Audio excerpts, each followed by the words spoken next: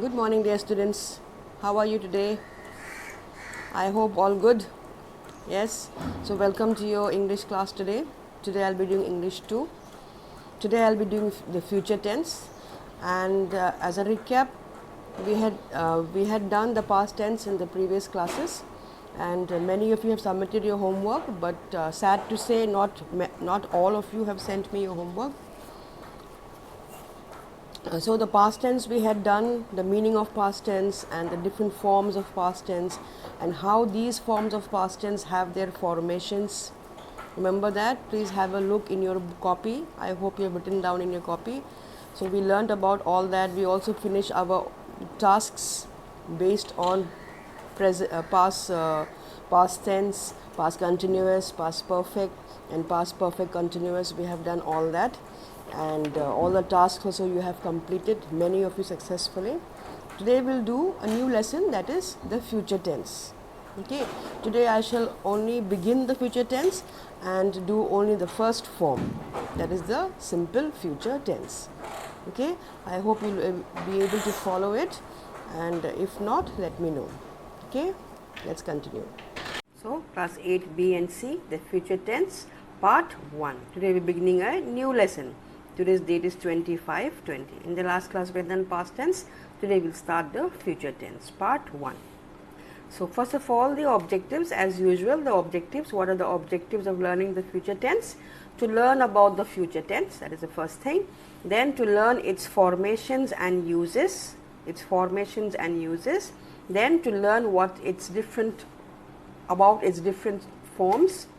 How many forms are there, you will learn about that, and then to be able to use them in sentences. That is the last objective, which you will do in the form of your tasks, brain twisters and activity zone. You will do those tasks and see how much you have understood all these 3 other objectives. Okay, so that these are your objectives. I'll be sending you a picture of it. Please copy down in your copies. Next one, what is the future tense? Beginning of the lesson, what is the future tense? As you must be already knowing, I know this is something old for you. You have been doing this from class 3 and 4, but anyway we have to go into it into more detail. Yes, this is detailed learning in class 8. So what is the future tense? The future tense is used to express an action that is to take place in the future. Anything that is going to happen in the future, that is your future tense. Okay, I hope that is clear. The future tense is used to express an action that is to take place in the future. So there are 4 forms: simple future tense, future continuous tense, future perfect tense and future perfect continuous tense. 4 forms of the future tense. Like we have done in present tense also has 4 forms, past tense also has 4 forms. In the same way the future tense also has 4 forms. Let's take the first one, simple future tense. Simple future tense. Now this is the formation: subject plus shall or will, depending on your person, shall or will plus first form. This is your assertive. Assertive, you remember, a yes sentence. Okay, so subject plus shall, will plus first form. First form means the first form of the verb, like eat, ate, eaten. Eat, ate, eaten. First form, second form, third form. So in this we are going to use first form. In the future tense here we will use first form. Next one is the negative: subject plus shall or will plus not plus first person. This is your negative or a no sentence. Next one is shall will plus subject plus first form plus question mark. What is this? Shall will plus subject plus first form plus question mark. What is this form? This will be interrogative. Remember, interrogative, present, past also had interrogative. This is asking a question. So when you have an interrogative sentence, you will begin with shall and will, and when you have an assertive or a negative sentence, you will begin with subject. Here in interrogative, subject will come second, it takes second place, and the form will remain the same, first form, first form, first form, all three are same form. Okay, next is future continuous tense. The second form is the future continuous. Continuous, you know, continuous means having ing, continuous tense. Same thing here, subject plus shall, will plus be. Be is one very important word. And then first form, again first form, eat, first form, not ate, not eaten, it will be eat, continuous plus ing, very important, plus ing. This word be is very important here in continuous tense. Again this is assertive. The next one, subject plus shall, will plus not plus be plus first form plus ing. Again this is negative. Third one, shall, will plus subject. Again subject comes second place, plus be plus first form plus ing. This is what? Interrogative again. Yes, I hope you understand this. Interrogative beginning with shall and will, subject takes second place. This is your future continuous tense having ing, ing, ing. It must have ing. And when it is future continuous tense, you must have this word be. Okay, I hope you understand that. Next is future perfect tense. Future perfect. Perfect tense is, what is perfect tense? You must have the word have. For this we will use have. Okay, future perfect, have or had. Perfect sentence has these two words. Now here subject plus shall, will plus have plus third form. Now comes third form. PP here means past participle, third form. Eat, ate, eaten. Now in this future perfect tense we are going to use third form. Take, took, taken, we will use taken. Give, gave, given, we will use given. That is third form of the verb. Again this is assertive. Next, subject plus shall, will plus not plus have plus third form. Here again you are going to use not. This is again negative because we have the word not. Subject plus shall, will plus not. Next is again interrogative beginning with shall and will plus subject plus have plus third form, subject plus have again here plus third form. So in future perfect tense you will use third form, all third forms. In future continuous you will use first form. In simple future you will use first form, simple future, first form future continuous, third form future perfect, third form. One important word in future continuous is be. Don't forget that. One important word in future perfect is have. You need to have. Next one, future perfect continuous tense. Future perfect continuous tense. This is subject plus has or plus will or shall plus have plus been. Now we have another new word, been, plus first form plus ing. Assertive. Subject plus shall, will plus not plus have plus been, first form plus ing. I will be explaining this again to you when I teach you future perfect tense, so that is why I am going fast with this. Shall, will plus subject plus have plus been, again been here, plus first form plus ing. This is your future perfect continuous tense. Okay, do simple future tense, the first form, simple future tense, first form. The formation, like I showed you already in the previous thing, formation is subject plus shall, will plus first form. There is assertive, subject plus shall, will plus not plus first form, negative, and shall, will plus subject plus first form, that is interrogative.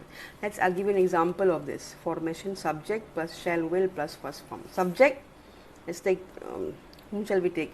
Let's take Shweta. Shweta will go to school. Subject plus will, shall, either will or shall, plus first form, go is the first form. Shweta will go to school. Okay. Next, subject plus shall or will plus not plus first form. Shweta, shall will, we'll put will here, will plus not plus first form, go to school. Okay, this is your negative. Assertive, negative, not. Next example, shall will plus subject plus first form, question mark. This is your interrogative. So we'll begin with one of these. We're talking about Shweta, so we'll take will, then subject, Shweta, then first form, go to school. Will Shweta go to school? Question mark. Assertive, will Shweta go to school? Okay, interrogative. Next one, I've given you an extra one here to explain it, make things clearer. Shall will plus subject plus not plus first form. Now I'm going to make a negative interrogative. Negative interrogative. Negative question sentence. We'll again put will, subject, Shweta, not, first form, go to school, question mark. Will Shweta not go to school? Question mark. Negative interrogative. Negative interrogative means question interrogative. Clear? I hope it is. Note, now you may ask me, ma'am, when should we use shall, when should we use will? Okay. Now shall, will can be used in both, but usually we follow this rule. Shall is used with first person, I and we. I shall, we shall. Usually shall is used with first person, I and we. Not always, but usually used with I and we, first person. You know, first person, second person, third person. Now will is used with second person, that is you is second person, and third person, that is he, she, it and they. Will, you will, he will, she will, it will, they will. I shall, we shall. So shall is used with first person, will is used with second person, that is only you, and third person he, she, it and they. This is the, you should be careful with this. That is why I have used here will Shweta. Now Shweta is third person or she. That is why I have to use will here, not shall. Okay. Uses of the simple future tense. What are they used for? To express what? Number one, to express an action or an event, action or event meaning same thing, that is yet to take place. That is yet to take place means going to take place. Not yet taken place, but will take place. Okay? To express an action or event that is yet to take place. Example, I shall visit you next week. Not yet, but next week. I shall. See the word shall here? Shall, I shall. I is first person and we have shall. They will help us. Here I have used will because this is third person. They is third person. Yes, so they will help us. So an event that is yet to take place. They have not yet helped us. They will help us in the future. That is the first use of future, simple future tense. Next use of simple future tense is to express the speaker's opinion or assumption about the future. When the speaker wants to say something, wants to give his own opinion about the future, or what he thinks, assumption, what he thinks about the future, he will use the simple future tense. I think he will come back. He says, I think he will come back. That is his opinion or his assumption. He thinks, assumption. I think he will come back. This is number one. This is number two. Perhaps we shall find him there. Perhaps means maybe. Maybe we shall, because this is first person. Remember, first person. That is why you use shall. Perhaps we shall find him there. So perhaps means what he thinks, what the speaker thinks, his thoughts, his opinion, his assumptions about the future. Will shows future, shall shows future. Next one, to express intention, promise or determination. To express intention, what you intend to do when you make a promise, or how much is your determination. Okay, so I, what? To express intention, I I shall return the book. I shall return the book by Monday. Not shall, we will use will. We'll use will. I will return the book by Monday. You making a promise. I will return the book by Monday. You make a promise. Next one, we will. Now here it is showing I, we and we. I just told you that with this is first person, we have to use, with first person we have to use shall. But sometimes there are exceptions to the rule and we change it. We change it depending on your intention, depending on your promise, depending on your determination. I will return the book by Monday. You make a promise. We will fight to the finish. Determination. We will fight. When you say shall, it means okay, maybe, maybe not, maybe yes. But when you say will, this shows determination. So here we can use will. With first person also we can use will. That is why I said there are exceptions to the rule. Next, we will wait for you. Intention. We plan. Intention. Plan. We will. First person again we have will. We will wait for you. It shows your intention, determination. Okay. Now shall. Now here I told you will is used with second person. Will is used with second person, you. But sometimes will, shall also can be used with second and third person. Shall can also be used with second and third person to express compulsion. Compulsion comes from the word compulsory, duty, threat. When you threaten someone or when you make a command, then we can use shall with second and third person as well. I hope that is clear.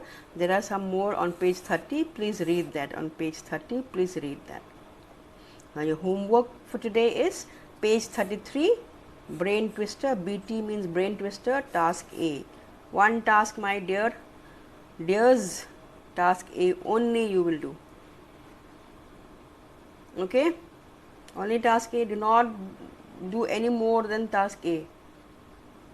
Task A is based on simple future tense. That is why I am giving only task A. So that is your homework. If any doubts, let me know. Okay? Bye. Take care.